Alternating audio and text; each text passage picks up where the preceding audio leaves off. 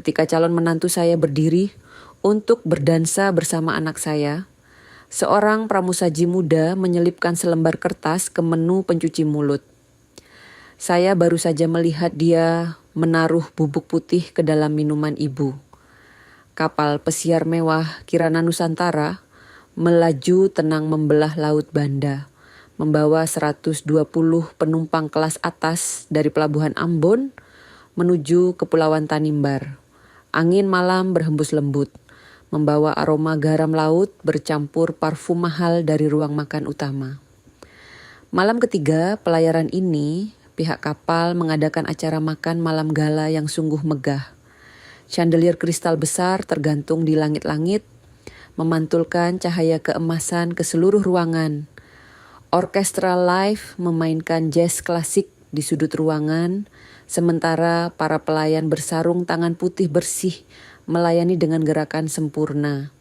Saya, Ratna Wibisono, duduk sendiri di meja bundar dekat jendela kaca besar yang menghadap langsung ke laut gelap.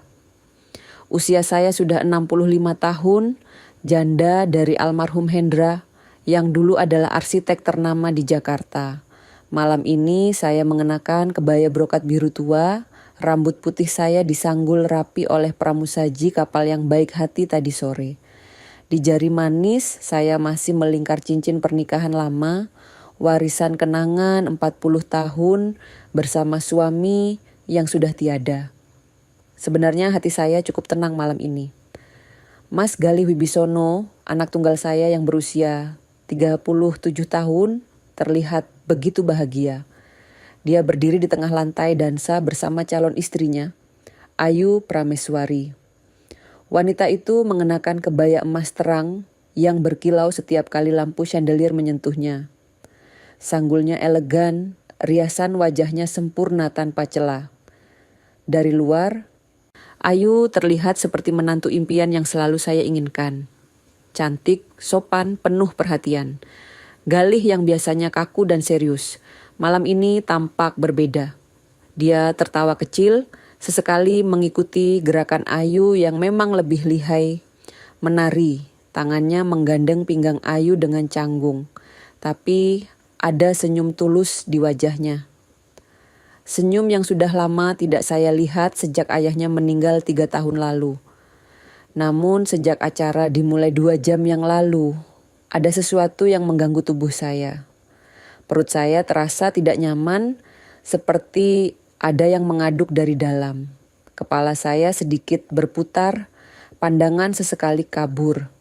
Awalnya saya pikir ini hanya mabuk laut biasa, atau mungkin kecapekan setelah seharian mengikuti tur keliling kapal. Saya tidak terlalu memikirkannya, hanya berusaha tersenyum setiap kali Ayu atau Galih melirik ke arah meja saya.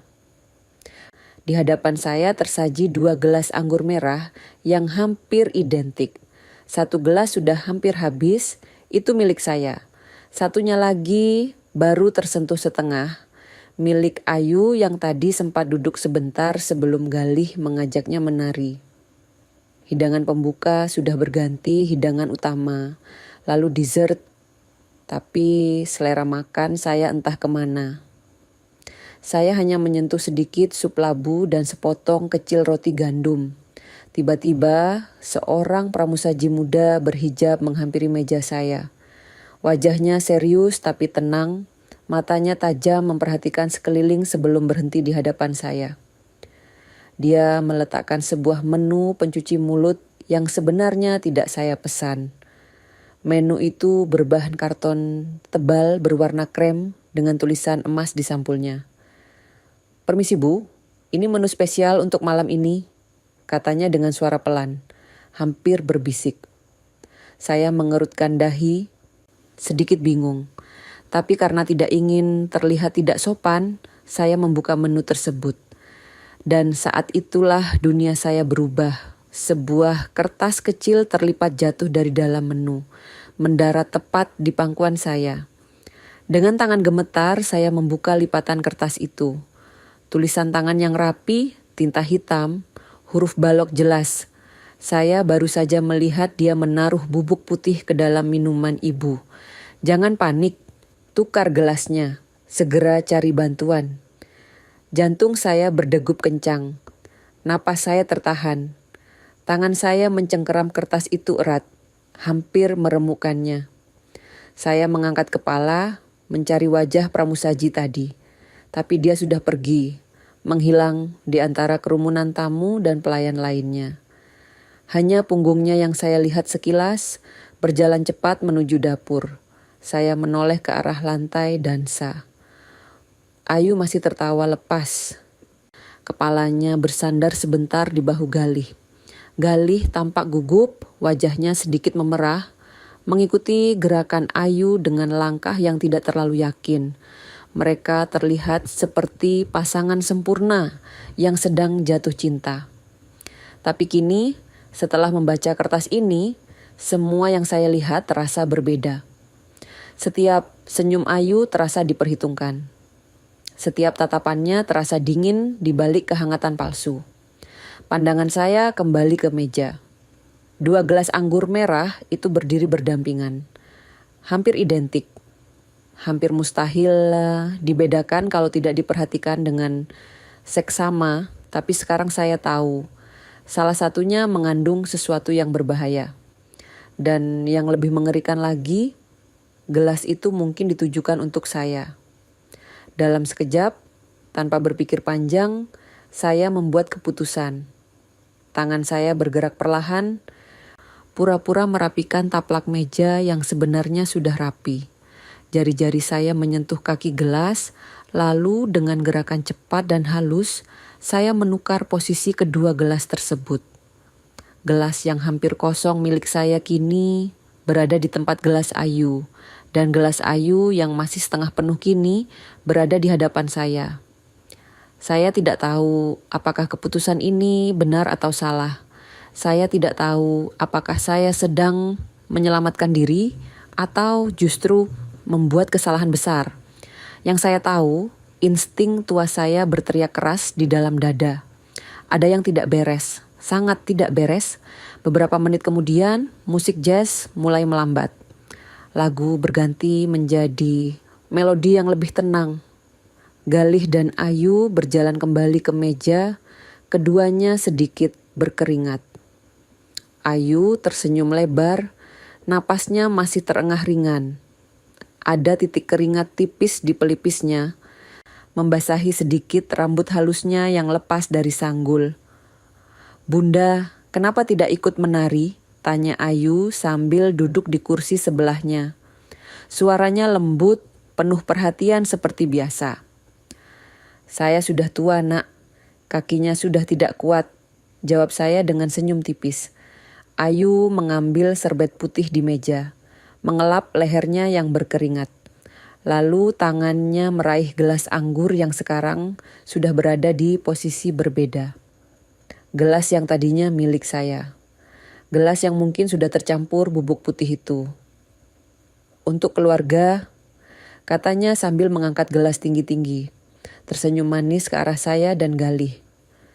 Galih ikut mengangkat gelasnya, tersenyum lebar. Saya juga ikut mengangkat gelas saya, tangan saya bergetar sedikit.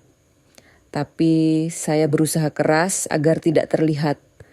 Ayu meneguk sisa anggurnya dalam beberapa tegukan besar, lalu meletakkan gelas kosong itu dengan bunyi kecil di atas meja. 10 menit pertama, semuanya masih terlihat normal. Ayu bercanda ringan dengan Galih, membicarakan rencana pernikahan mereka yang tinggal 2 bulan lagi. Dia tertawa saat Galih menceritakan kejadian lucu di kantornya. Tapi saya memperhatikan matanya. Ada yang berbeda. Fokusnya mulai berkurang. Tatapannya sesekali kosong, menatap lampu chandelier terlalu lama. "Kok rasanya hangat banget ya di sini, Bunda?" tanya Ayu tiba-tiba, mengipas wajahnya dengan tangan. "Memang agak gerah ya, mungkin AC-nya kurang dingin," jawab Galih sambil melonggarkan dasinya sedikit. Tapi saya tahu ini bukan soal suhu ruangan. Saya merasakan hawa dingin dari ventilasi di atas kepala saya. Ruangan ini cukup sejuk. Ayu berkeringat bukan karena panas, tapi karena sesuatu yang lain. 5 menit berikutnya, Ayu mulai tertawa sendiri. Tanpa alasan jelas, dia menunjuk ke arah lampu chandelier besar di tengah ruangan, jarinya bergetar sedikit. Kayak berlian nari-nari di udara, Bunda lihat nggak? Katanya dengan suara yang mulai tidak stabil. Galih langsung menatap Ayu dengan wajah khawatir. Ayu, kamu kenapa? Jangan bercanda, ini banyak orang. Aku nggak bercanda mas, itu beneran cantik banget. Kok kalian nggak lihat sih? Ayu tertawa lagi, kali ini lebih keras. Beberapa tamu di meja sebelah mulai menoleh. Bisikan pelan mulai terdengar. Galih semakin gelisah, wajahnya berubah pucat. Dia meraih tangan Ayu, mencoba menenangkannya. Tapi Ayu malah berdiri tiba-tiba, kursinya bergeser ke belakang dengan bunyi keras. Ayu terhuyung. Tubuhnya limbung, tangannya mencengkeram tepi meja untuk menopang diri. Napasnya memburu. Keringat mulai mengalir deras di wajahnya. Riasan matanya sedikit luntur, maskara hitam melebar di sudut mata. Aku punya rahasia, bisiknya pelan, tapi cukup keras untuk kami dengar. Tapi rahasianya berenang. Di laut, di belakang mata, suaranya naik turun, kadang pelan seperti berbisik, kadang keras seperti berteriak. Galih berdiri cepat, mencoba memeluk Ayu agar duduk kembali. Tapi Ayu mendorong tangannya pelan, masih tertawa kecil dengan tatapan kosong. Para tamu di sekitar mulai memperhatikan dengan tatapan bingung dan khawatir. Beberapa pelayan mendekat, mencoba membantu. Musik orkestra perlahan berhenti, hanya menyisakan gumaman pelan dari para tamu. Kapten kapal yang sedang berdiri di pintu masuk mulai berjalan cepat ke arah meja kami. Galih semakin panik, tangannya gemetar memegang bahu Ayu. Ayu, dengarkan aku. Kita ke kamar sekarang ya. Kamu butuh istirahat. Tapi Ayu hanya menatapnya dengan mata berkaca-kaca. Lalu tiba-tiba dia merosot jatuh ke kursi. Kepalanya tertunduk lemas. Napasnya masih terdengar, tapi tidak teratur. Dan di tengah kekacauan itu, saya tetap duduk. Tenang, tangan saya terlipat rapi di pangkuan. Wajah saya datar, tidak menunjukkan ekspresi apapun. Tapi hati saya gemetar hebat. Bukan karena takut, bukan karena sedih, tapi karena untuk pertama kalinya dalam berbulan-bulan terakhir ini, saya merasa sadar penuh. Saya tahu apa yang baru saja terjadi, dan saya tahu permainan baru saja dimulai. Dia memanggil saya Bunda sejak pertama kali kami bertemu, dan saya langsung percaya bahwa dia tulus. Hanya karena satu kata itu. 3 bulan sebelum kapal pesiar ini berlayar, Mas Galih mengajak saya makan malam di sebuah restoran Betawi modern di kawasan Senopati. Tempat itu mewah dengan sentuhan tradisional yang elegan, lampu-lampu gantung dari anyaman bambu, meja kayu jati tua yang dipoles mengkilap. Saya tiba lebih dulu, duduk di kursi menghadap pintu masuk, menunggu dengan perasaan campur aduk. Galih sudah memberitahu bahwa dia akan membawa seseorang yang penting. Ketika pintu kaca geser terbuka, saya melihat Galih masuk bersama seorang perempuan yang langsung membuat seluruh ruangan seolah sunyi. Ayu Prameswari. Dia mengenakan gamis pastel berwarna salem lembut, jilbab segi 4 dirapikan sempurna, riasan wajah tipis yang justru membuat kecantikan alaminya terpancar. Senyumnya manis, matanya berbinar hangat. Langkahnya anggun tapi tidak dibuat-buat. Begitu sampai di meja, Ayu langsung mengulurkan tangan. Menjabat tangan saya dengan erat namun lembut. Matanya berkaca-kaca, seperti ada emosi yang tertahan di sana. Bunda Ratna, saya sudah lama ingin bertemu langsung, katanya dengan suara bergetar sedikit. Mas Galih selalu cerita tentang Bunda, tentang betapa hebatnya Bunda mendampingi almarhum Pak Hendra membangun rumah-rumah impian orang. Hati saya langsung tersentuh, cara dia menyebut suami saya dengan hormat, cara dia menatap saya dengan tatapan penuh kagum, semuanya terasa begitu tulus. Kami duduk, memesan makanan, dan sepanjang malam itu Ayu terus bertanya tentang almarhum Hendra. Dia ingin tahu tentang karya-karya arsitektur yang pernah dirancang suami saya, tentang filosofi di balik desain rumah kami di Bintaro, tentang koleksi lukisan yang menghiasi ruang tamu. Bunda pasti bangga ya, punya suami seperti beliau. Mas Gali juga bilang, Bunda yang selalu jadi kekuatan di belakang kesuksesan Pak Hendra, kata Ayu sambil tersenyum. Saya hanya tersenyum tipis, hati saya hangat mendengar pujian itu. Sudah lama tidak ada yang membicarakan Hendra dengan cara seperti itu. Sudah lama tidak ada yang membuat saya merasa dihargai sebagai istri yang pernah berjuang bersama suami. Sejak malam itu, Ayu mulai sering datang. Akhir pekan pertama, dia datang membawa buah-buahan segar dari pasar Blok A. Mangga harum manis, jeruk Pontianak, rambutan merah yang masih segar. Dia bilang lewat di sana dan ingat saya. Akhir pekan kedua, dia datang dengan tumpang mini untuk doa bersama. Karena katanya kebetulan ada hajatan kecil di keluarganya dan dia ingin berbagi berkah. Akhir pekan ketiga, dia datang dengan kotak berisi kue lapis legit buatan tantenya. Lama-kelamaan, Ayu mulai datang bukan hanya saat akhir pekan. Dia datang saat sore hari, membantu saya menyapu halaman depan. Dia datang saat pagi hari, membawakan sarapan bubur ayam yang masih hangat. Dia datang saat malam hari, menemani saya menonton sinetron kesayangan di televisi. Kehadirannya terasa begitu alami, seperti anak perempuan yang memang seharusnya ada di rumah ini. Suatu kali, Ayu menawarkan untuk membantu merapikan ruang tamu yang memang sudah lama berantakan. Buku-buku lama berserakan, album foto menumpuk di sudut lemari, kain-kain batik yang sudah tidak terpakai terlipat sembarangan di sofa. Bunda, ruangan ini terlalu penuh.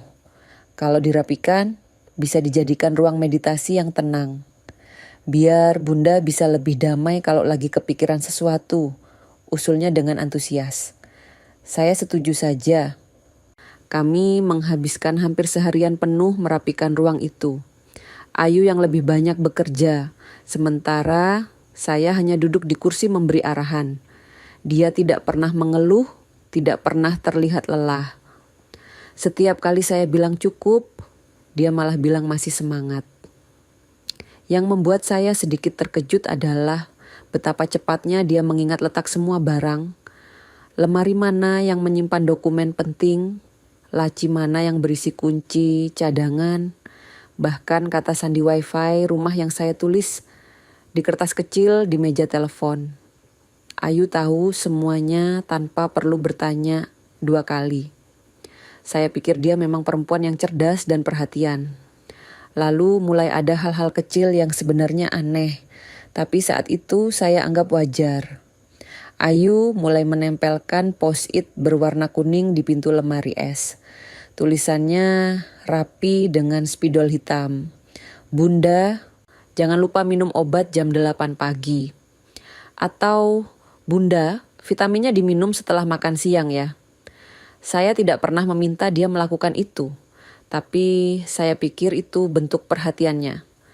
Saya malah merasa tersentuh, merasa diperhatikan oleh seseorang setelah sekian lama hidup sendiri.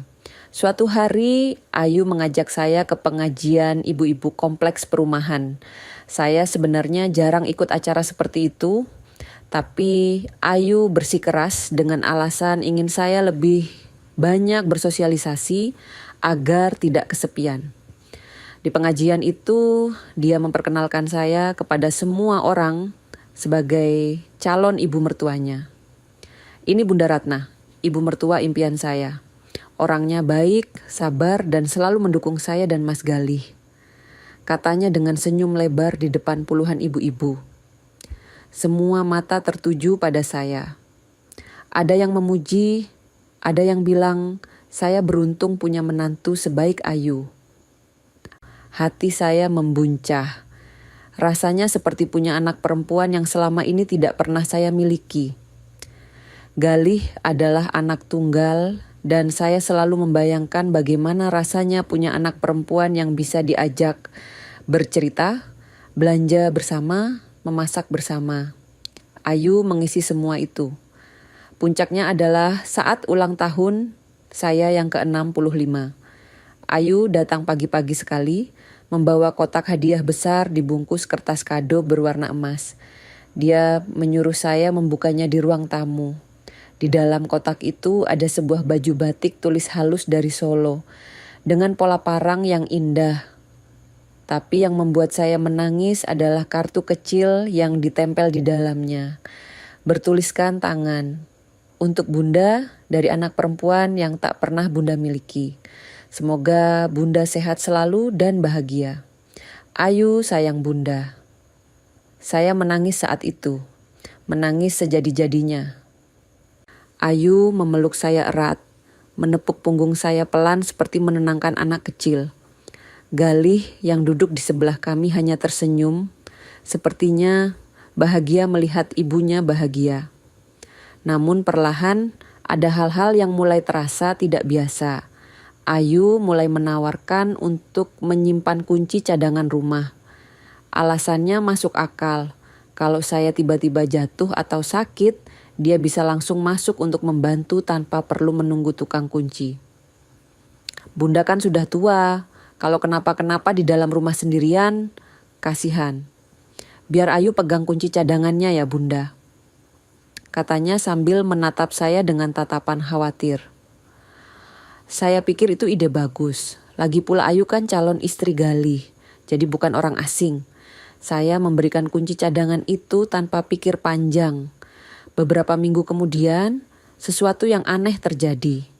Saya pulang dari pasar sore itu, membawa kantong belanjaan penuh sayur dan ikan. Ketika saya masuk ke rumah, saya mendengar suara napas pelan dari arah kamar saya.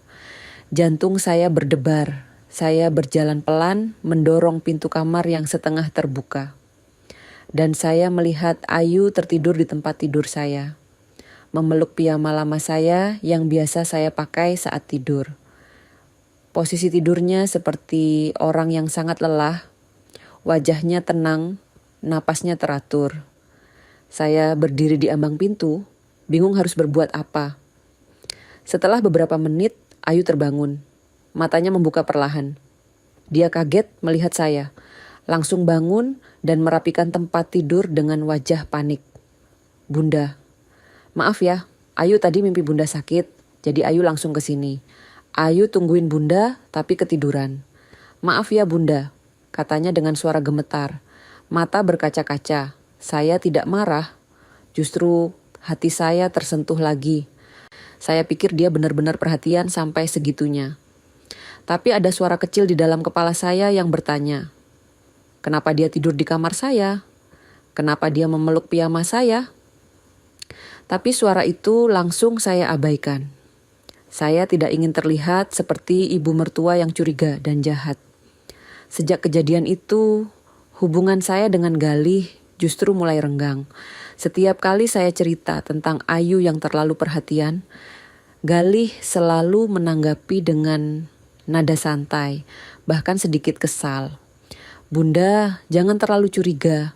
Ayu itu emang perhatian, dia cuma ingin dekat sama Bunda. Jangan kayak ibu-ibu lain yang gak suka sama menantunya, kata Galih suatu kali dengan nada agak tinggi. Saya terdiam. Mungkin memang saya yang terlalu sensitif. Mungkin saya terlalu tua untuk mengerti generasi muda sekarang yang memang lebih terbuka dan ekspresif. Saya mulai meyakinkan diri sendiri bahwa semua ini wajar. Bahwa Ayu memang anak baik yang sangat sayang pada calon ibu mertuanya. Tapi suatu malam segalanya berubah. Ayu datang dengan membawa panci kecil berisi bubur kacang hijau hangat. Dia bilang baru masak dan ingin berbagi. Kami duduk di ruang makan. Ayu menyendok bubur itu ke mangkuk kecil. lalu menyuapi saya dengan sendok.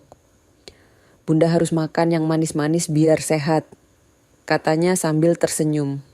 Saya sudah kenyang sebenarnya, baru saja makan malam. Jadi saya menolak dengan halus, bilang perutnya sudah penuh. Tapi Ayu terus menyodorkan sendok itu, sampai akhirnya saya makan 3 suap untuk tidak mengecewakan dia. Setelah suap ketiga, saya benar-benar menolak. Ayu meletakkan sendok itu pelan, lalu menatap saya lama. Tatapannya berbeda dari biasanya. Ada sesuatu di matanya yang membuat saya tidak nyaman. Lalu dia berkata dengan suara lirih, hampir berbisik, "Kalau Bunda nggak ada, rumah ini pasti terasa sepi banget ya." Saya tertawa kecil saat itu, mencoba mengalihkan suasana yang tiba-tiba terasa berat. Tapi kalimat itu terus bergema di kepala saya. Sepi karena apa? Sepi karena saya meninggal? Atau sepi karena saya tidak ada lagi di rumah ini? Kalimat itu terdengar lebih seperti perencanaan daripada simpati. Dan malam itu, untuk pertama kalinya, saya merasa takut pada Ayu Prameswari. Saya hanya pergi ke toilet selama 6 menit di pusat perbelanjaan, tapi ketika saya kembali, hidup saya sudah tidak pernah sama lagi.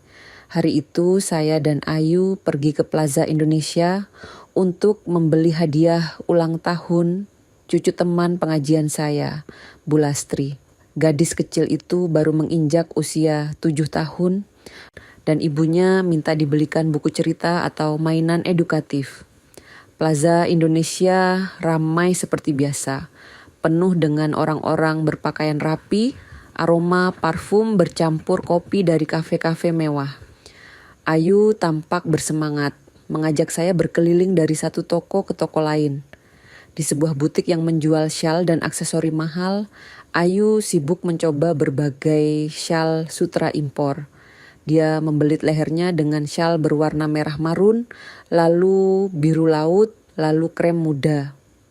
Setiap kali dia mencoba, dia bertanya pendapat saya, memutar tubuhnya di depan cermin besar dengan senyum lebar. Saya merasa ingin ke toilet. Perut saya terasa tidak nyaman sejak tadi pagi. Mungkin karena makan sayur asem yang terlalu asam semalam. Saya pamit pada Ayu, menitipkan tas selempang coklat tua saya padanya. Tas itu tidak besar, tapi isinya penting bagi saya. Dompet dengan uang tunai sekitar 2 juta rupiah, kartu tanda penduduk, kartu BPJS Kesehatan, buku catatan kecil bersampul hijau yang berisi jadwal minum obat, dan satu kotak plastik kecil berisi obat harian saya untuk tekanan darah dan kolesterol. "Bunda, tasnya Ayu pegang ya. Bunda hati-hati jalan ke toiletnya," kata Ayu sambil menerima tas saya dengan tangan kanannya. Tangan kirinya masih memegang syal merah. Saya mengangguk dan berjalan menuju toilet yang terletak di ujung koridor mal. Antriannya cukup panjang. Ada sekitar 5 perempuan di depan saya. Saya menunggu dengan sabar. Sesekali memijat pinggang yang sedikit pegal. Setelah gilirannya tiba, saya masuk, menyelesaikan urusan saya, mencuci tangan, dan kembali berjalan ke butik tadi. Total waktu yang saya habiskan mungkin hanya sekitar 6 menit. Ketika saya kembali, Ayu sudah selesai membayar 2 syal dan sedang memasukkannya ke dalam tas belanjaan. Dia menyambut saya dengan senyum, lalu mengembalikan tas selempang saya. "Bunda, tasnya." "Ayu jaga baik-baik kok," katanya sambil menyerahkan tas itu. Saya mengucapkan terima kasih dan menggantungkan kembali tas di bahu saya. Tidak ada yang terlihat aneh, semua barang masih ada di tempatnya. Tidak ada yang hilang, tapi saya tidak tahu bahwa saat itu sesuatu yang jahat sudah dimulai. Beberapa hari setelah kejadian di mal, saya mulai merasakan perubahan pada diri saya. Perubahan yang halus tapi mengganggu. Saya mulai sering merasa bingung. Pagi itu saya terbangun di sofa ruang tamu, padahal saya yakin sekali tidur di kamar semalam. Selimut saya tergeletak di lantai, bantal masih di kamar. Saya duduk tertegun, mencoba mengingat kapan saya pindah ke ruang tamu. Tapi ingatan saya kosong, seperti ada bagian malam yang hilang dari kepala saya. Hari berikutnya, saya mencari remote televisi selama hampir setengah jam. Saya sudah mencari di meja ruang tamu, di bawah bantal sofa, di atas kulkas, bahkan di kamar mandi. Ternyata remote itu ada di dalam kulkas, tergeletak di rak sayuran di antara wortel dan brokoli. Saya terpana, siapa yang menaruh remote di sana? Apa saya sendiri yang melakukannya dan lupa? Kunci dapur yang biasanya saya gantung di dinding dekat kompor, tiba-tiba hilang. Saya mencarinya sampai sore hari, dan akhirnya menemukan kunci itu tersangkut di pot tanaman kemangi di teras belakang. Lagi-lagi saya tidak ingat menaruhnya di sana. Yang lebih memalukan adalah saat saya lupa nama tetangga depan rumah. Pak Haji Muin, tetangga yang sudah tinggal di depan rumah saya selama hampir 20 tahun, suatu pagi dia menyapa saya saat saya sedang menyapu halaman, dan saya hanya membalas dengan senyum canggung karena tidak ingat namanya. Saya bahkan sempat menyebutnya Pak Haji Mahmud, dan beliau mengoreksi dengan wajah bingung. Pernah juga saya sedang duduk sendirian di ruang keluarga, tiba-tiba saya menyebutkan nama Hendra dengan keras. Mas Hendra, tolong ambilkan air putih, kata saya pada ruang kosong. Beberapa detik kemudian saya sadar. Hendra sudah meninggal 3 tahun lalu. Kenapa saya memanggilnya? Kenapa saya lupa bahwa dia sudah tidak ada? Saya mulai ketakutan, tapi saya berusaha menyembunyikan semua kebingungan ini dari Ayu, dari Galih, dari siapapun. Saya tidak mau terlihat seperti nenek-nenek pikun yang merepotkan. Saya tidak mau Galih khawatir. Jadi setiap kali ada yang aneh, saya diam saja, pura-pura semuanya baik-baik saja. Tapi Ayu selalu tahu. Entah bagaimana, dia selalu muncul di saat yang tepat. Setiap kali saya mulai bingung, setiap kali saya terlihat linglung, Ayu langsung ada di sana. Bunda, mungkin kurang tidur ya. Nanti Ayu buatkan jahe hangat biar Bunda rileks, katanya suatu sore ketika saya lupa di mana saya menaruh kacamata baca. Ini sup ayam kampung pakai daun kelor Bunda. Bagus untuk daya ingat. Kata orang tua dulu, daun kelor bikin otak fresh. Katanya sambil menyodorkan mangkuk sup yang masih mengepul. Ayu juga mulai memberikan saran yang terdengar wajar. Bunda jangan terlalu capek, biar Ayu pegang dompet dan obatnya, biar nggak repot-repot bawa kemana-mana. Kasihan Bunda kalau kehilangan. Saya pikir itu ide bagus. Memang benar, akhir-akhir ini saya sering lupa menaruh barang. Jadi saya menyerahkan dompet dan kotak obat saya pada Ayu. Dia menyimpannya di tas kecil berwarna hitam yang selalu dia bawa. Beberapa hari kemudian, Ayu datang dengan kotak obat baru. Kotak plastik warna putih dengan sekat-sekat rapi. Ada tulisan hari dan jamnya. Senin pagi, Senin siang, Senin malam. Begitu seterusnya sampai Minggu. Bunda, ini kotak obat yang lebih bagus. Biar gak lupa minum obat. Ayu udah susun semuanya sesuai jadwal dari dokter. Katanya sambil menunjukkan kotak itu dengan bangga. Saya lihat kotak lama saya sudah kosong. Semua obat sudah dipindahkan ke kotak baru. Tapi ada yang mengganjal di hati saya. Bentuk pil-pil itu terlihat sedikit berbeda dari biasanya. Pil tekanan darah saya yang dulu berwarna putih bulat kecil, sekarang jadi putih lonjong lebih besar. Pil kolesterol yang dulu kuning, sekarang jadi putih juga. Saya tanya Ayu tentang hal itu. Dia menjawab dengan tenang. Itu generik Bunda. Obat sama, cuma pabriknya beda. Lebih murah tapi kualitasnya sama kok. Ayu tanya apoteknya langsung, mereka bilang aman. Saya mengangguk saja, saya percaya padanya. Lagi pula saya bukan ahli obat, Jadi wajar kalau bentuknya beda. Yang penting kandungannya sama. Sejak saat itu, saya mulai merasa lebih terawat. Ayu datang setiap pagi untuk memastikan saya minum obat. Dia menyiapkan segelas air putih hangat, lalu menyerahkan pil-pil sesuai jadwal. Dia menunggu sampai saya menelan semuanya, baru dia pergi melanjutkan aktivitas. Tapi di balik perasaan terawat itu, ada rasa tidak berdaya yang mulai tumbuh. Saya merasa seperti boneka tua yang dimandikan, disisir, diberi makan, dan ditidurkan sesuai jadwal orang lain. Penurunan kondisi saya semakin parah. Saya mulai bicara sendiri di depan cermin. Pernah suatu pagi, saya berdiri di depan cermin besar di kamar mandi, lalu berbicara pada bayangan saya sendiri. "Kamu siapa? Kenapa kamu di rumah saya?" kata saya pada bayangan itu. Selama beberapa detik, saya benar-benar tidak mengenali wajah saya sendiri. Barulah setelah saya kedip beberapa kali, saya sadar itu adalah pantulan saya.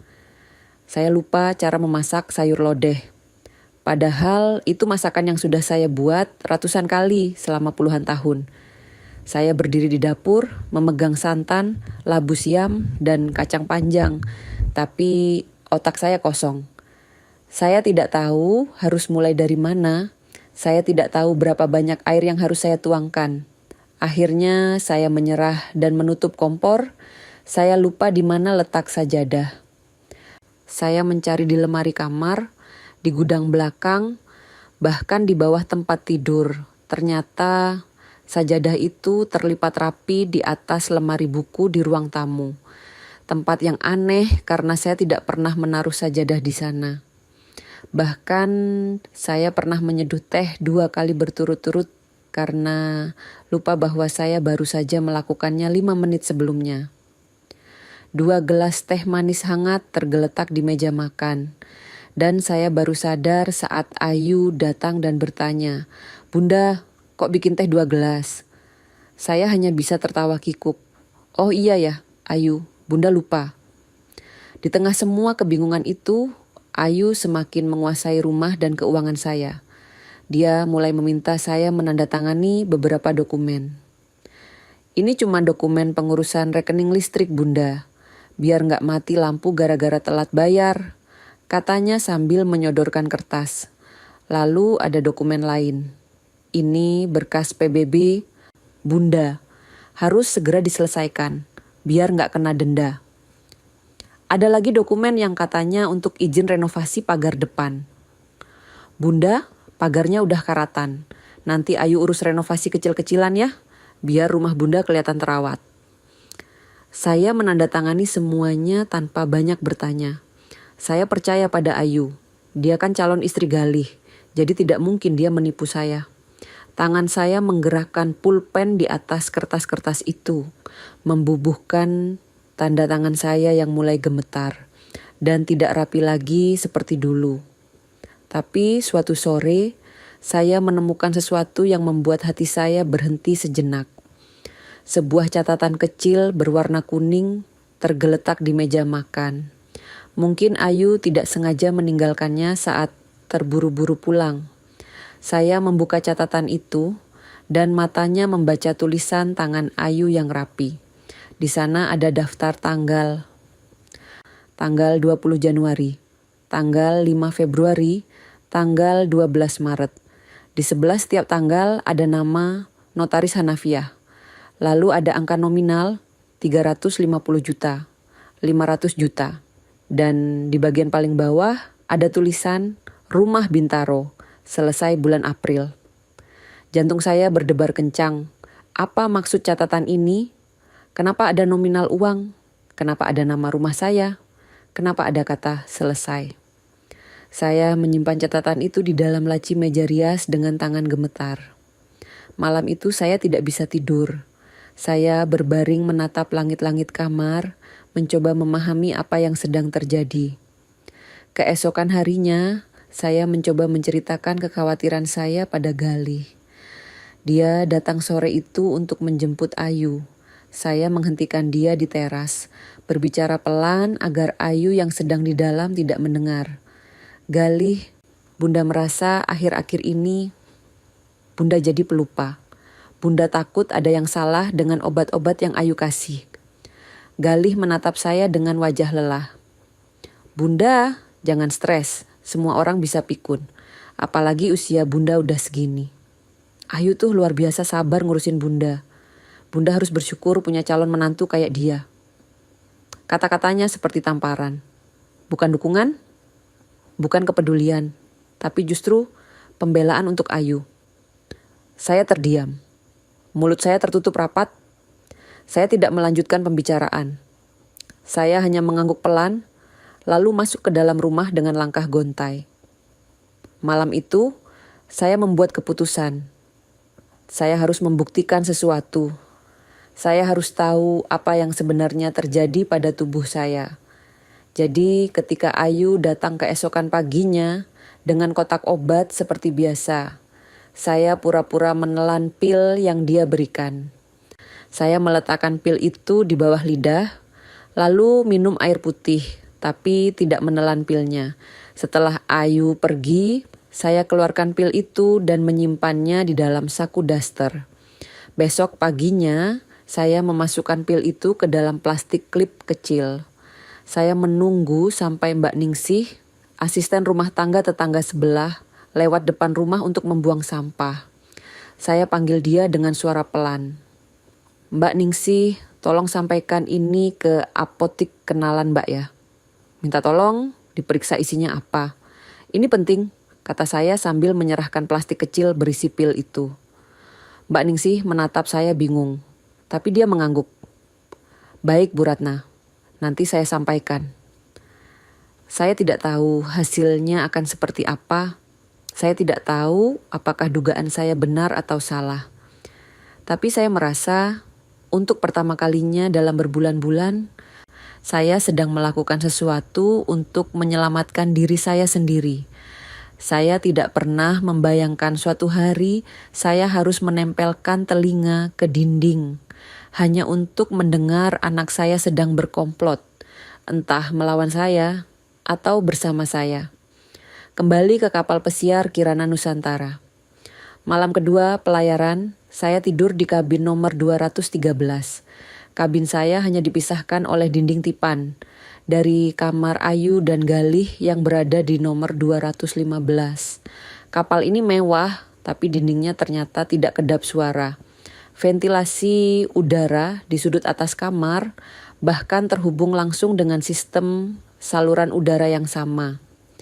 Malam itu saya terbangun sekitar pukul 2 dini hari. Perut saya ingin buang air kecil. Saya bangun pelan dari tempat tidur, menyalakan lampu malam yang redup di samping nakas. Ketika saya berjalan menuju kamar mandi, tiba-tiba saya mendengar suara percakapan pelan lewat ventilasi udara. Suara itu samar, tapi cukup jelas karena malam sangat sunyi. Hanya ada desiran ombak laut dari luar jendela. Saya berhenti melangkah. Jantung saya mulai berdebar. Itu suara Galih. Tekanan suaranya terdengar gelisah, seperti orang yang sedang khawatir. Tapi Ayu, kalau dia sadar semua ini, kita bisa gawat. Kata Galih dengan nada berbisik, tapi tegang. Ada jeda sebentar. Lalu terdengar suara Ayu. Suaranya tenang, sangat tenang, bahkan terlalu tenang untuk situasi seperti ini. Justru itu, dia harus tetap bingung. Kita butuh tanda tangan itu. Nggak ada cara lain, jawab Ayu dengan nada datar, tanpa emosi. Napas saya tertahan. Tanda tangan apa yang mereka bicarakan? Tanda tangan untuk dokumen apa? Suara Galih terdengar lagi. Kali ini lebih lemah. Tapi Bunda mulai curiga. Obatnya nggak berefek secepat dulu. Obat? Mereka membicarakan obat yang saya minum. Dada saya sesak. Tangan saya mencengkeram pinggiran meja nakas untuk menopang tubuh yang tiba-tiba lemas. Kita harus tambah dosisnya. Kita sudah terlalu jauh untuk mundur, kata Ayu dengan suara yang begitu dingin. Saya berjongkok di samping tempat tidur. Kaki saya tidak sanggup lagi menahan berat tubuh. Air mata menetes diam-diam, membasahi pipi saya yang sudah keriput. Tangan saya menutup mulut agar tidak mengeluarkan suara isak. Hati saya hancur berkeping-keping. Bukan karena Ayu, tapi karena Galih. Anak saya sendiri. Darah daging saya sendiri. Apakah dia tahu sejak awal? Apakah dia bagian dari rencana ini? Atau dia hanya korban manipulasi Ayu yang terlalu dalam sampai tidak bisa keluar? Saya tidak tahu mana yang lebih menyakitkan. Mengetahui bahwa anak saya sengaja mengkhianati saya. Atau mengetahui bahwa anak saya begitu bodoh sehingga dimanipulasi habis-habisan oleh perempuan itu. Saya tidak bisa tidur lagi malam itu. Saya hanya berbaring menatap langit-langit kabin, mendengarkan suara mesin kapal yang berdengung pelan dan ombak yang memecah di lambung kapal. Pikiran saya berputar-putar. Harus bagaimana sekarang? Harus percaya pada siapa? Pagi hari tiba dengan cahaya matahari yang menyusup lewat celah tirai. Saya bangun dengan mata bengkak, tapi berusaha menyembunyikannya dengan kacamata hitam. Saat sarapan di restoran kapal, Galih datang menghampiri meja saya dengan senyum. Dia mencium kening saya seperti biasa. Bunda tidur nyenyak, semalam kapalnya agak goyang ya, katanya sambil duduk di kursi sebelah saya. Saya hanya mengangguk pelan, tidak berani menatap matanya terlalu lama. Takut dia melihat kecurigaan di mata saya. Takut saya tidak bisa menahan air mata jika menatap wajahnya terlalu lama. Ayu datang beberapa menit kemudian membawa piring berisi potongan buah segar. Semangka, melon, nanas, anggur. Dia duduk di seberang saya, tersenyum manis seperti biasa. Bunda, ini buahnya. Bagus buat pencernaan, katanya sambil menyodorkan garpu kecil. Dia menyuapi saya potongan semangka. Saya membuka mulut, mengunyah perlahan. Tapi saya menangkap sesuatu. Tatapan Ayu saat menyuapi saya bukan tatapan penuh kasih sayang. Itu tatapan penuh kendali. Seperti peternak yang memberi makan hewan peliharaannya. Dingin. Terkalkulasi. Setelah sarapan, saya memutuskan untuk memulai investigasi kecil-kecilan. Saya harus tahu seberapa parah kondisi saya sebenarnya. Saya mulai pura-pura lupa minum obat. Pagi itu, saat Ayu datang ke kabin saya dengan kotak obat, saya bilang, sudah minum sendiri tadi pagi-pagi sekali. Oh, Bunda udah minum? Yakin Bun? Tanya Ayu dengan nada sedikit curiga. Iya, tadi jam 5 pagi Bunda udah bangun. Jadi langsung minum, takut lupa. Jawab saya sambil tersenyum. Ayu menatap saya agak lama, tapi akhirnya dia mengangguk. Ya udah kalau gitu, tapi siang nanti jangan lupa lagi ya Bunda. Sore harinya, saya bilang lupa lagi. Saya sedang bermain kartu remi dengan ibu-ibu lain di lounge kapal ketika Ayu datang dengan segelas jus, jeruk dan obat. Saya tolak dengan alasan perutnya masih kenyang. Nanti malam aja ya Ayu, Bunda masih kembung nih, kata saya sambil menepuk perut. Ayu terlihat sedikit kesal, tapi dia menyembunyikannya dengan senyum. Baik Bunda, tapi nanti malam harus minum ya. Hasilnya mengejutkan. Hari-hari tanpa obat buatan Ayu membuat saya merasa lebih jernih. Kepala saya tidak pusing, pandangan saya tidak kabur. Saya bisa mengingat nama orang dengan lebih baik. Saya bisa fokus saat bermain kartu. Saya bahkan bisa tertawa lepas tanpa merasa ada kabut tebal di otak saya. Saya menyimpan 2 pil sebagai bukti tambahan. Saya masukkan ke dalam wadah kecil bekas tempat lipstik yang sudah tidak saya pakai. Wadah itu saya sembunyikan di dalam tas kosmetik, di sela-sela bedak dan sisir. Suatu malam, saya tidak sengaja menemukan sesuatu di kabin Ayu dan Galih. Mereka sedang ikut acara makan malam kapten di dek atas. Jadi kabin mereka kosong. Saya tahu karena saya melihat mereka berdua naik tangga menuju dek atas tadi sore. Dengan hati berdebar, saya menyelinap ke koridor menuju kabin mereka. Pintu kabin tidak terkunci penuh, hanya tertutup. Mungkin mereka lupa menguncinya. Atau mungkin merasa aman karena saya dianggap sudah linglung dan tidak akan curiga apa-apa. Saya mendorong pintu pelan. Bunyi engselnya pelan, hampir tidak terdengar. Saya masuk dan langsung mencari sesuatu yang mencurigakan. Di atas meja kecil dekat jendela, saya melihat tas tangan Ayu tergeletak terbuka. Di dalamnya ada beberapa dokumen terlipat rapi. Saya mengeluarkan dokumen itu dengan tangan gemetar. Salah satunya adalah fotokopi akta rumah. Rumah saya di Bintaro, tapi ada coretan pensil di bagian nama pemilik. Ada tulisan kecil, proses balik nama, tunggu konfirmasi notaris. Dokumen kedua adalah surat kuasa. Surat kuasa untuk pengelolaan dan penjualan properti atas nama saya. Dengan penerima kuasa bernama Galih Wibisono. Tanda tangan di bawah surat itu adalah tanda tangan saya. Tapi saya tidak ingat pernah menandatangani surat seperti ini. Lalu saya melihat sebuah flash disk kecil berwarna hitam dengan label bertuliskan Bunda File. Saya mengambil flash disk itu, memasukkannya ke laptop kecil yang tergeletak di meja. Laptop itu tidak terkunci, langsung menyala begitu saya buka layarnya. Di dalam flash disk itu ada beberapa file video. Saya klik salah satunya. Video itu memutar rekaman saya sedang duduk di ruang tamu rumah, berbicara sendiri sambil memegang gelas kosong. Saya terlihat bingung, mata saya kosong, rambut saya acak-acakan. Saya terlihat seperti orang yang kehilangan akal sehat. Video kedua menunjukkan saya sedang berjalan mondar-mandir di dapur, membuka dan menutup lemari berulang kali tanpa mengambil apapun. Saya terlihat sangat linglung. Video ketiga adalah saya sedang tertidur di sofa dengan posisi aneh, mulut terbuka, wajah pucat. Semua video itu direkam diam-diam. Saya tidak pernah tahu ada kamera yang merekam saya. Ternyata Ayu sengaja merekam saya saat kondisi saya sedang terpengaruh obat.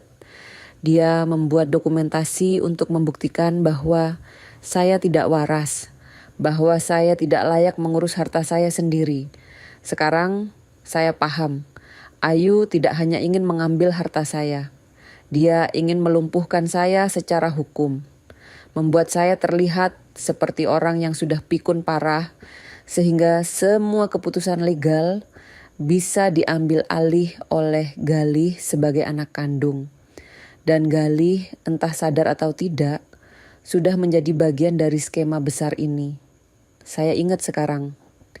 Ayu sering mengarahkan saya untuk duduk di kursi tertentu, dengan pencahayaan tertentu, dengan sudut tertentu. Semuanya agar terekam dengan jelas oleh kamera tersembunyi yang mungkin dipasang di jam dinding atau bingkai foto. Saya mengeluarkan flash disk itu, mematikan laptop, dan keluar dari kabin dengan langkah terburu-buru. Jantung saya berdegup sangat kencang. Saya hampir menabrak seorang pelayan yang sedang membawa nampan minuman di koridor. Malam itu saya tidak bisa tidur. Saya duduk di tepi tempat tidur, menatap flash disk kecil di tangan saya. Saya juga melihat foto lama yang saya bawa dalam dompet. Foto Ayu dan seorang laki-laki berkacamata tebal yang saya kenal, Pak Hanafiah. Notaris langganan almarhum Hendra dulu, notaris yang sama yang namanya tertulis di catatan kecil Ayu. Saya ingat pernah menandatangani berkas legal di kantor notaris itu beberapa bulan lalu. Ayu yang mengajak saya bilang cuma dokumen perpanjangan sertifikat tanah. Tapi sekarang saya tidak yakin lagi. Entah apa yang sebenarnya saya tanda tangani saat itu. Entah dokumen apa yang sudah dimanipulasi tanpa saya sadari. Ayu memanipulasi sistem hukum dan dia melakukannya lewat Galih.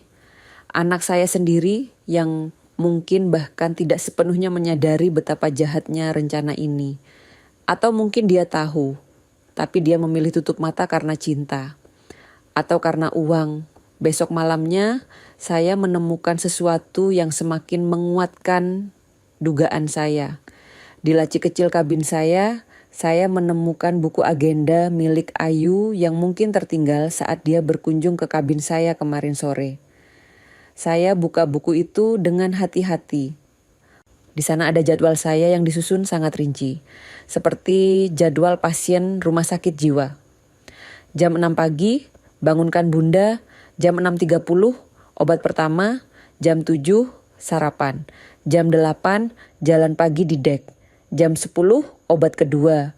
Jam 12, makan siang. Jam 3 sore, obat ketiga. Jam 6 sore, makan malam. Jam 9 malam, obat keempat dan tidur.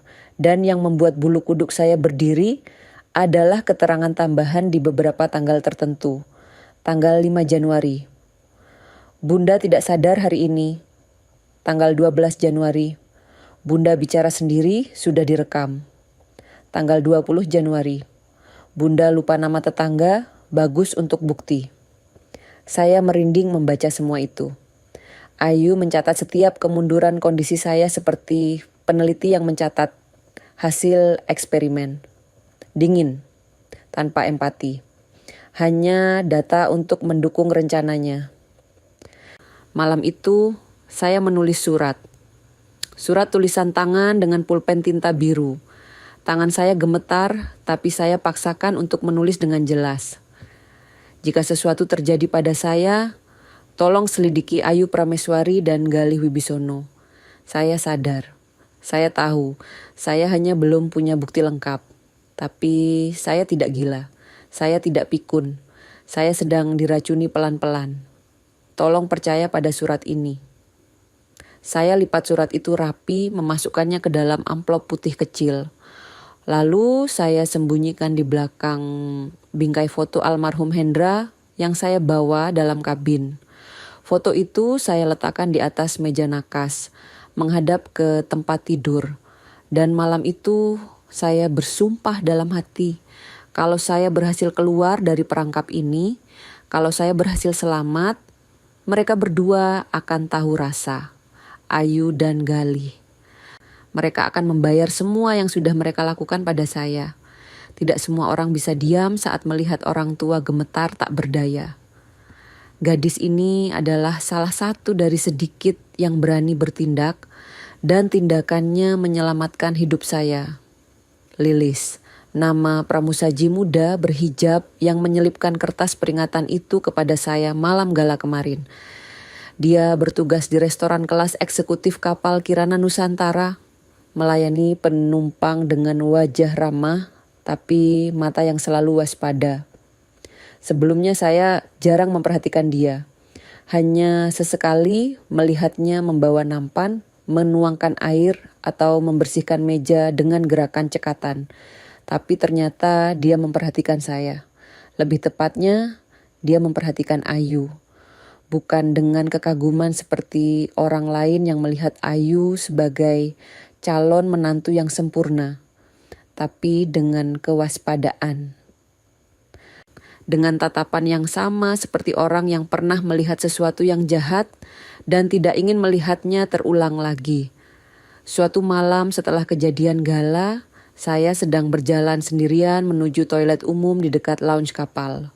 Koridor sepi, hanya terdengar deru mesin kapal dan ombak yang memecah di luar. Tiba-tiba Lilis muncul dari sudut koridor, berjalan cepat menghampiri saya. Wajahnya serius, matanya melirik ke kanan kiri, memastikan tidak ada orang lain. Bu, maaf mengganggu, boleh saya bicara sebentar? Bisiknya pelan tapi tegas. Saya mengangguk. Hati saya berdebar. Entah kenapa saya merasa gadis ini membawa informasi penting. Lilis menarik napas dalam. Nenek saya dulu dirawat orang seperti dia, Bu. Ramahnya aneh. Terlalu baik untuk alasan yang tidak jelas. Nenek saya meninggal 8 bulan kemudian. Keracunan ringan yang berlangsung pelan-pelan. Kami baru tahu setelah semuanya terlambat. Suara Lilis bergetar sedikit saat mengucapkan kalimat terakhir. Matanya berkaca-kaca, tapi dia segera mengedipkan matanya cepat agar air mata tidak jatuh. Saya lihat dia berkali-kali mengganti gelas ibu dengan alasan kotor atau terlalu dingin. Padahal gelasnya masih bersih. Saya curiga sejak hari pertama. Lanjut Lilis sambil menatap mata saya dalam-dalam. Saya merasakan kehangatan di dada. Akhirnya ada seseorang yang percaya pada saya. Seseorang yang tidak menganggap saya hanya nenek tua yang paranoid. Terima kasih nak. Saya juga mulai curiga, tapi anak saya tidak percaya, kata saya pelan. Lilis mengangguk paham. Orang seperti dia pintar, Bu. Mereka bisa membuat semua orang percaya, kecuali korbannya.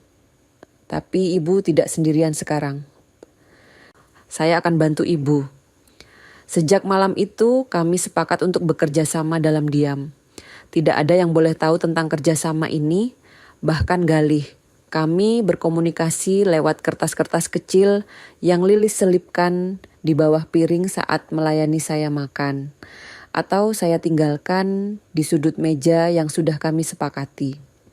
Saya menceritakan semua dugaan saya pada Lilis tentang obat yang ditukar, tentang dokumen yang dimanipulasi, tentang rekaman video yang dibuat untuk membuktikan saya tidak waras, tentang kemungkinan konspirasi hukum dengan notaris.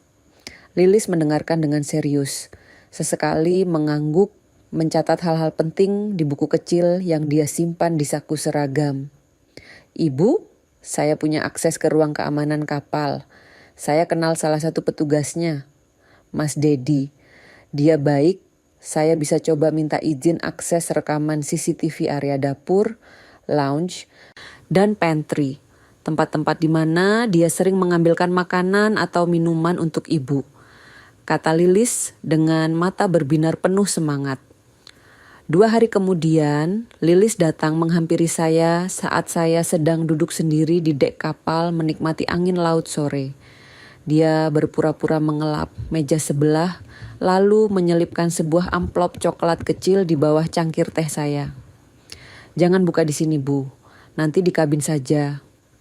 Bisiknya tanpa menatap saya, tetap fokus mengelap meja. Di kabin, saya membuka amplop itu dengan tangan gemetar. Di dalamnya ada beberapa lembar cetakan foto dari rekaman CCTV. Foto pertama menunjukkan Ayu sedang berdiri di pantry. Tangannya memegang sebuah botol kecil transparan. Foto kedua menunjukkan Ayu menuangkan sesuatu dari botol itu ke dalam gelas. Foto ketiga menunjukkan Ayu menutup botol itu dan memasukkannya kembali ke dalam tas tangannya. Semua foto itu diberi keterangan, tanggal dan jam di pojok bawah. Saya menatap foto-foto itu lama. Ini bukti. Bukti nyata bahwa Ayu memang memasukkan sesuatu ke dalam minuman saya. Tapi ini belum cukup. Kami perlu bukti lebih kuat. Beberapa hari kemudian, Mbak Ningsih berhasil menghubungi saya lewat telepon kapal. Suaranya berbisik seperti takut didengar orang lain. Bu Ratna, hasil dari apotik sudah keluar. Pil yang ibu kasih itu mengandung senyawa neuroleptik. Kata apotekernya, ini obat yang biasanya dikasih ke pasien demensia parah. Kalau dikasih terus-menerus dalam dosis kecil ke orang sehat, bisa bikin bingung, halusinasi ringan, hilang orientasi waktu dan tempat. Jelas Mbak Ningsih dengan nada khawatir. Persis seperti gejala yang saya alami selama ini. Kebingungan, lupa nama orang, bicara sendiri, menaruh barang sembarangan. Semuanya bukan karena saya pikun. Semuanya karena saya diracuni pelan-pelan. Mbak, simpan baik-baik hasil tesnya. Jangan kasih ke siapa-siapa dulu. Nanti saya hubungi lagi, kata saya sebelum menutup telepon. Lilis mengambil risiko besar berikutnya. Dia melapor ke kapten kapal dan petugas keamanan internal, menyampaikan kecurigaan tentang potensi kejahatan terhadap penumpang lansia. Awalnya mereka ragu, tapi setelah Lilis menunjukkan foto-foto dari CCTV dan menjelaskan pola perilaku Ayu, mereka mulai serius. Kapten Suryadinata, pria paruh baya berambut putih dengan wajah tegas, memutuskan untuk melakukan penyelidikan tertutup. Mereka akan memantau gerak-gerik Ayu tanpa menciptakan kepanikan di antara tamu. Beberapa petugas keamanan berpakaian sipil mulai mengikuti Ayu dari jauh, mencatat setiap aktivitasnya. Suatu sore, saat ada acara afternoon tea di lounge utama, saya dan Lilis menjalankan rencana berani. Saya sengaja menjatuhkan sendok perak ke lantai dengan bunyi keras. Semua orang di sekitar menoleh, termasuk Ayu yang sedang duduk 3 meja dari saya. Lilis yang sudah bersiap langsung berlari ke kabin Ayu dan Galih dengan membawa kunci cadangan yang dipinjam dari petugas kebersihan. Lilis hanya punya waktu 5 menit. Dia masuk ke kabin dengan cepat, membuka tas Ayu yang tergeletak di atas tempat tidur. Di dalam tas itu, Lilis menemukan beberapa barang mencurigakan. Botol kecil berisi cairan bening tanpa label resmi. Fotokopi akta rumah atas nama saya. Flash disk dengan label Bunda File. Dan satu rekaman video pendek di ponsel Ayu yang menunjukkan saya sedang berbicara sendiri dengan gelas kosong di tangan. Lilis memotret semua barang itu dengan kamera ponselnya, lalu meletakkan semuanya kembali persis seperti semula. Dia keluar dari kabin tepat sebelum Ayu kembali dari lounge. Malam itu, Lilis menunjukkan semua foto bukti kepada kapten dan petugas keamanan. Mereka mengundang saya ke ruang kapten secara diam-diam. Di sana saya melihat semua bukti yang sudah dikumpulkan terpampang di layar laptop. Foto CCTV, foto isi tas Ayu, hasil tes laboratorium obat dari Mbak Ningsih yang sudah dikirim lewat email, dan surat tulisan tangan saya yang Lilis temukan di bingkai foto. Kapten Suryadinata menatap saya dengan tatapan prihatin. Bu Ratna, kami akan mengambil tindakan. Tapi kami butuh kerja sama ibu untuk tidak memberitahu siapapun, termasuk anak ibu, sampai kami selesai mengumpulkan semua bukti legal. Saya mengangguk. Hati saya campur aduk. Lega karena akhirnya ada yang percaya, tapi juga hancur karena harus menghadapi kenyataan bahwa Galih mungkin terlibat dalam semua ini. Petugas keamanan mulai menggali lebih dalam identitas Ayu. Mereka menghubungi pihak kepolisian di darat, meminta pemeriksaan data kependudukan. 2 hari kemudian, hasilnya keluar. Nama Ayu Prameswari adalah identitas palsu. Nama aslinya adalah Siti Lestari, mantan guru taman kanak-kanak yang pernah bekerja di panti jompo dan dipecat karena dugaan pencurian. Dia mengubah identitas dengan bantuan calo dokumen ilegal. Ada catatan kriminal lain. Siti pernah dilaporkan oleh 2 keluarga berbeda dengan modus yang sama. Mendekati lansia kaya, memanipulasi mental mereka dengan obat-obatan, lalu mengambil alih harta lewat dokumen legal yang ditandatangani saat korban dalam kondisi tidak sadar penuh. Tapi 2 kasus sebelumnya tidak pernah sampai ke pengadilan karena kurang bukti. Korban sudah meninggal sebelum sempat bersaksi. Keluarga korban tidak punya cukup bukti untuk menuntut. Siti selalu lolos karena dia sangat hati-hati dan terencana. Kali ini berbeda. Kali ini dia berhadapan dengan saya yang masih hidup, masih sadar, dan sudah punya bukti kuat. Saya duduk di ruang kapten malam itu menatap layar laptop yang menampilkan video rekaman saya sendiri saat sedang linglung. Dada saya sesak melihat diriku sendiri terlihat begitu lemah, begitu tidak berdaya. Ayu menyusun seluruh skenario besar bukan hanya untuk mendapatkan harta saya, tapi untuk menjadikan saya tidak mampu membela diri secara hukum. Untuk membuat semua orang percaya bahwa saya sudah pikun parah dan semua keputusan harus diambil alih oleh Galih. Dan Galih anak saya sendiri. Entah dia sepenuhnya tahu atau hanya dimanipulasi, tetap menjadi bagian dari rencana jahat ini. Saya menatap Lilis yang duduk di sebelah saya. Gadis muda itu tersenyum tipis, memegang tangan saya dengan lembut. "Ibu kuat, ibu sudah bertahan sampai sejauh ini. Sekarang tinggal sedikit lagi, Bu. Kita akan menangkap dia," kata Lilis dengan suara mantap. Saya mengangguk. Air mata mengalir di pipi saya.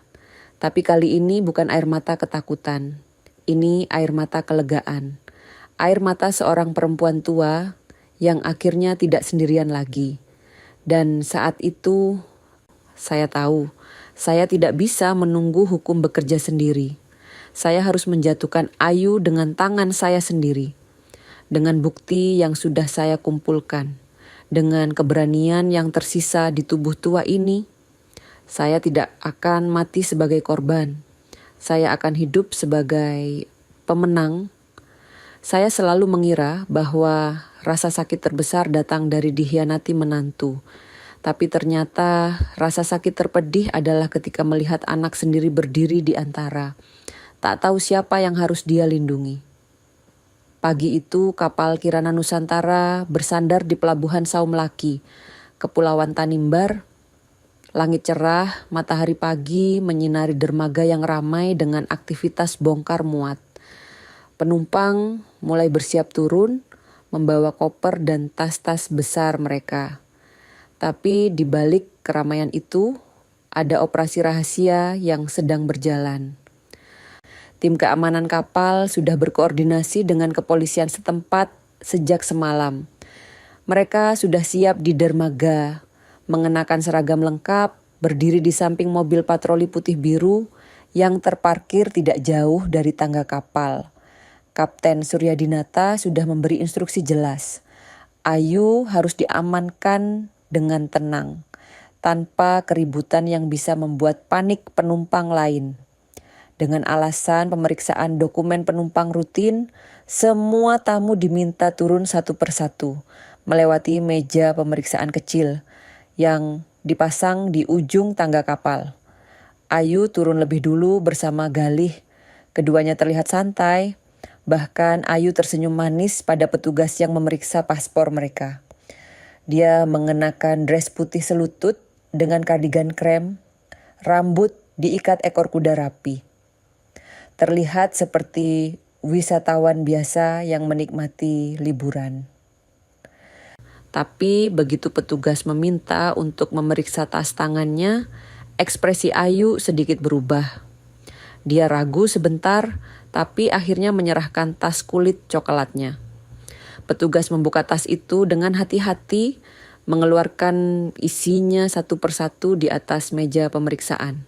Sebuah dompet kulit, ponsel, lipstik, sisir. Lalu yang membuat suasana berubah tegang. Sebuah vial kecil berisi sisa cairan bening, botol obat tanpa label resmi. Dokumen rumah fotokopian dengan nama saya tertulis jelas di bagian atas. Dan sebuah surat kuasa pengelolaan properti atas nama Galih Wibisono, lengkap dengan tanda tangan saya yang saya tidak pernah ingat, menandatangani dengan sadar penuh. Petugas kepolisian mengangkat vial itu, menatap Ayu dengan tajam. "Ini apa, Mbak?" Ayu terdiam sebentar. Wajahnya masih tenang, tapi matanya mulai bergerak cemas. "Itu vitamin, Pak." "Vitamin biasa?" "Vitamin tanpa label, tanpa resep dokter?" tanya petugas dengan nada skeptis. Ayu tidak menjawab. Tangannya meremas tali tas dengan erat. Petugas lain menunjukkan surat kuasa itu pada Galih. "Pak, Bapak tahu tentang dokumen ini?" Galih mengambil kertas itu, membacanya dengan cepat. Wajahnya berubah pucat. Matanya membelalak, tangannya gemetar memegang kertas. Aku pikir ini hanya dokumen untuk memudahkan pengurusan pajak." Ayu bilang semua atas izin Bunda. Suaranya terdengar lemah, seperti orang yang baru saja menyadari sesuatu yang mengerikan. Saya berdiri beberapa meter di belakang mereka, dikawal oleh Lilis dan Kapten Suryadinata.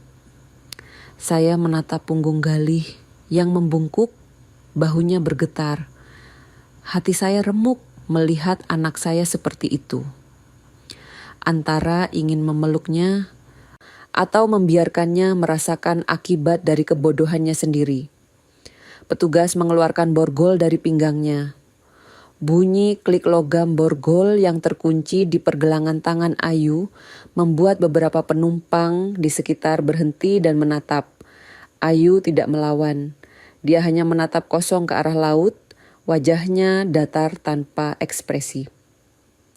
Saudari Siti Lestari, Anda ditangkap atas dugaan pemalsuan identitas, manipulasi psikologis, dan percobaan pengambilan harta dengan cara melawan hukum, ucap petugas dengan tegas. Mendengar nama Siti Lestari, Galih langsung menoleh pada Ayu dengan wajah penuh kebingungan. Siti? Siapa Siti? Ayu, mereka salah orang kan?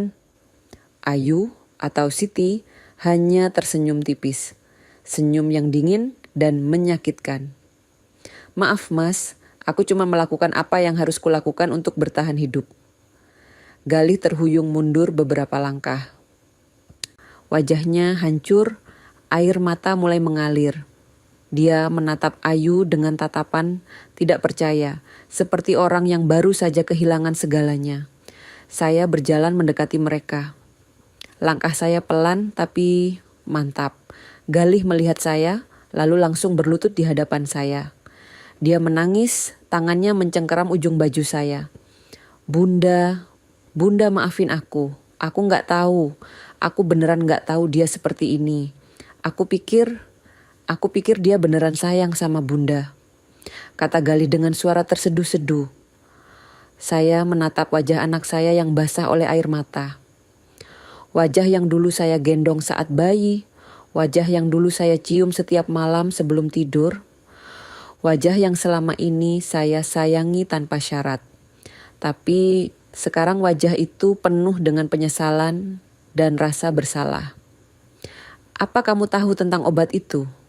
Tanya saya pelan tapi tegas. Galih menggeleng cepat. Aku gak tahu Bunda. Aku cuma lihat Bunda jadi sering lupa. Terus Ayu bilang itu wajar buat orang seusia Bunda. Aku percaya sama dia. Aku bodoh Bunda. Aku sangat bodoh. Saya tidak tahu apakah dia berbohong atau benar-benar tidak tahu. Yang pasti dia memilih percaya pada perempuan yang baru dikenalnya beberapa bulan dibanding ibunya sendiri yang melahirkan dan membesarkannya. Itu cukup menyakitkan. Tapi saya memaafkan Galih. Bukan karena dia tidak salah, tapi karena saya lelah membenci. Saya lelah menyimpan dendam. Saya hanya ingin hidup dengan tenang di sisa umur saya.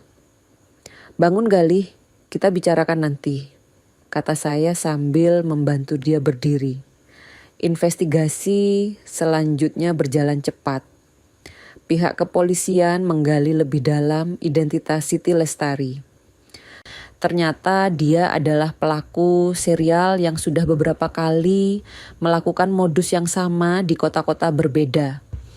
Namanya tercatat di database kepolisian dengan 2 laporan sebelumnya yang tidak tuntas karena korban meninggal sebelum kasus selesai diproses. Siti menggunakan nama palsu Ayu Prameswari, hasil pengurusan administratif melalui calo dokumen di Cilincing. Dia memalsukan ijazah, membuat kartu tanda penduduk palsu, bahkan memalsukan surat baptis untuk memperkuat identitas barunya. Semuanya dilakukan dengan sangat rapi dan profesional. Dia pernah bekerja sebagai guru taman kanak-kanak, tapi dipecat karena dugaan pencurian perhiasan milik orang tua murid. Lalu dia bekerja di panti jompo, tapi kembali dipecat karena ada lansia yang kehilangan uang tabungan secara misterius. Setelah itu dia memutuskan untuk bekerja sendiri, menargetkan lansia kaya yang tinggal sendiri atau janda yang kesepian. Notaris Hanafiah yang namanya muncul di dokumen ternyata juga terlibat. Dia sudah ditangkap dan diinterogasi. Dia mengaku menerima suap dari Siti untuk memalsukan beberapa dokumen legal, termasuk surat kuasa dan akta balik nama properti. Dia memanfaatkan kepercayaan saya pada almarhum Hendra yang dulu sering bekerja sama dengannya. Persidangan berlangsung 6 bulan kemudian di Pengadilan Negeri Jakarta Selatan. Ruang sidang penuh dengan wartawan, keluarga korban lain, dan masyarakat umum yang penasaran dengan kasus ini. Saya duduk di bangku saksi, memberikan kesaksian dengan suara tenang. Saya ceritakan semua yang saya alami dari awal Ayu masuk ke hidup saya sampai saya hampir kehilangan segalanya. Jaksa penuntut umum menghadirkan semua bukti. Foto CCTV yang menunjukkan Siti menuangkan sesuatu ke dalam gelas. Hasil tes laboratorium yang membuktikan obat mengandung senyawa neuroleptik berbahaya. Rekaman video yang Siti buat untuk memalsukan kondisi mental saya. Dokumen-dokumen legal yang dipalsukan. Kesaksian Lilis, Mbak Ningsih, dan Kapten Suryadinata. Pengacara Siti mencoba membela dengan berbagai dalih. Dia bilang kliennya hanya ingin menolong, hanya ingin dekat dengan keluarga, hanya salah paham. Tapi semua bukti terlalu kuat, tidak ada celah untuk membantah. Saat giliran Siti memberikan keterangan, dia berdiri dengan tenang di hadapan hakim. Wajahnya datar, tidak ada penyesalan. Bahkan saat hakim bertanya apakah dia merasa bersalah, dia menjawab dengan nada dingin. Saya hanya melakukan apa yang dunia lakukan ke saya, yang mulia. Saya belajar dari yang terbaik. Dunia ini kejam pada orang miskin seperti saya, jadi saya harus pintar untuk bertahan. Tidak ada permohonan maaf, tidak ada air mata, hanya pembenaran atas semua kejahatannya.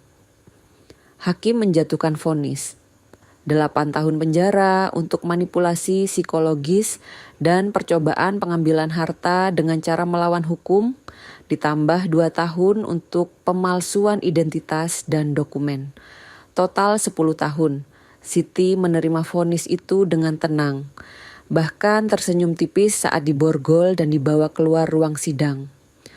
Setelah persidangan selesai, saya membuat keputusan besar dalam hidup saya. Rumah utama di Bintaro yang hampir diambil alih oleh Siti, saya sumbangkan untuk Yayasan Rehabilitasi Lansia. Saya ingin tempat itu menjadi rumah aman bagi orang-orang tua yang mungkin mengalami hal serupa seperti saya.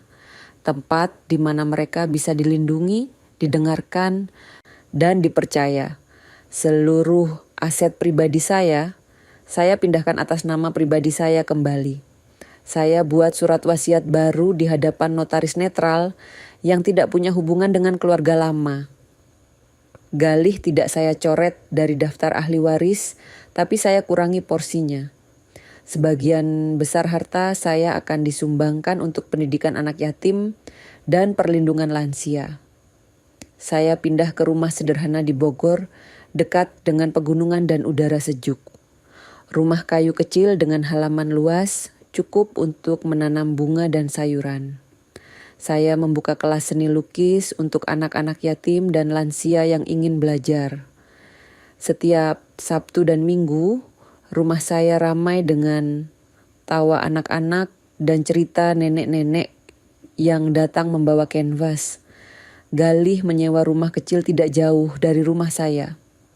Dia datang setiap hari, membantu saya berkebun, memasak bersama, atau hanya duduk diam menemani saya minum teh di teras. Kami tidak banyak bicara tentang masa lalu. Terlalu sakit untuk diungkit. Kami hanya fokus membangun kembali hubungan dari sisa kepercayaan yang hancur. Lilis sesekali datang mengunjungi saya. Dia sudah berhenti dari pekerjaannya di kapal pesiar, sekarang kuliah mengambil jurusan hukum dengan beasiswa yang saya berikan. Dia bilang ingin menjadi pengacara yang membela korban-korban seperti saya. Saya sangat bangga padanya. Di halaman rumah baru saya kembali menanam kembang telang. Tanaman kesayangan almarhum Hendra. Bunganya biru cerah, mekar setiap pagi, layu setiap sore. Tapi besok pagi akan mekar lagi. Seperti hidup saya. Hancur, tapi bangkit lagi. Suatu sore, saya duduk di teras sambil menyiram tanaman kembang telang yang sudah mulai merambat di pagar kayu. Galih duduk di sebelah saya, membantu memotong rumput liar yang tumbuh di sekitar pot. Bunda, maafin aku ya, sampai kapanpun aku gak akan bisa menebus kesalahan aku, kata Galih dengan suara pelan. Saya menatap wajahnya yang sudah lebih tua. Dari terakhir kali saya perhatikan, dengan seksama. Ada uban di pelipisnya, kerutan di dahinya. Dia juga menua, seperti saya. Kamu sudah aku maafkan, Nak. Sekarang yang penting, kamu maafin diri kamu sendiri. Jawab saya sambil menepuk punggung tangannya. Kami diam lama, hanya mendengar suara burung-burung yang berkicau di pohon mangga belakang rumah. Malam itu, sebelum tidur, saya menulis di buku harian lama yang sudah lama tidak saya sentuh. Saya menulis dengan tinta biru, tangan saya sudah tidak gemetar lagi seperti dulu. Dia ingin tinggal di rumah saya selamanya. Akhirnya, dia mendapat tempat tinggal tetap juga. 3 kali 3 meter. Berdinding semen. Tidak ada jendela. Hanya satu celah udara dan kalender penjara di dinding. Saya menutup buku harian itu, meletakkannya di laci meja nakas. Lalu saya berbaring, menarik selimut sampai dagu, menatap langit-langit kayu rumah baru saya. Dan untuk pertama kalinya dalam berbulan-bulan, saya tidur dengan nyenyak. Tanpa mimpi buruk, tanpa ketakutan. Hanya kedamaian.